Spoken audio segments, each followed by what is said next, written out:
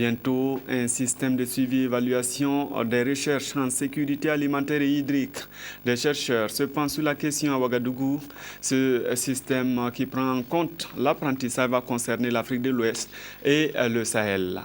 Jacques Lamissa Tarpaga.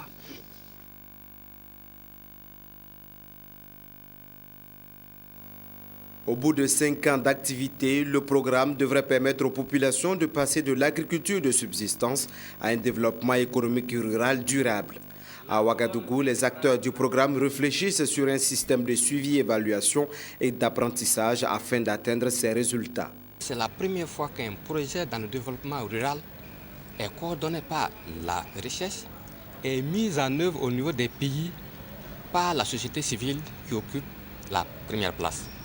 Et donc la réflexion qui doit englober aussi bien des gens qui appartiennent à des pays divers, qui appartiennent à des institutions différentes, il faudrait que le système de suivi et évaluation qui va nous permettre de voir la visibilité de ce que nous faisons soit bien construit. De façon concrète, le projet s'intéresse aux composantes qui sont la sécurité alimentaire dans toute sa globalité, y compris l'eau, la gestion de l'eau pour produire au maximum tout en préservant l'environnement. Le programme d'amélioration de la sécurité alimentaire et hydrique concerne le Sahel et la Corne de l'Afrique. Le programme est mis en œuvre au Burkina Faso, au Mali, au Niger, en Éthiopie et au Kenya. Le management pour restaurer l'autorité de l'État. Le ministère de l'administration territoriale est pour une administration de proximité efficace et efficiente. Dans un document en préparation, les responsables y couchent une stratégie nationale de gestion du territoire. Osval Gaëtan Segueda. L'administration du territoire burkinabé devrait se faire autrement. Les réalités actuelles l'exigent. Fini donc le commandement. Place désormais à une administration de management et de développement. Et la solution, une stratégie nationale en cours d'élaboration qui devrait assurer une gestion à la fois efficace et efficiente du territoire. En son temps, ce ministère gérait la décentralisation. Aujourd'hui, vous avez un ministère qui gère l'aménagement du territoire et la décentralisation.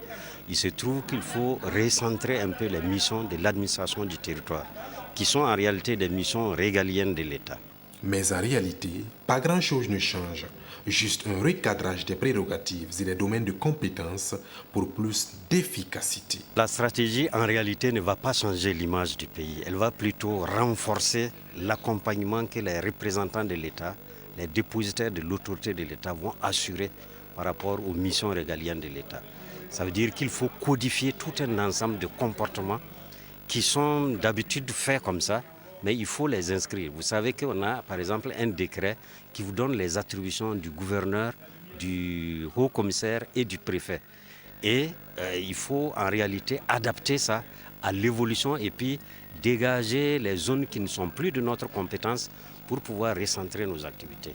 À ce référentiel viendront s'ajouter d'autres stratégies à l'image de la stratégie nationale des frontières, également en cours d'élaboration.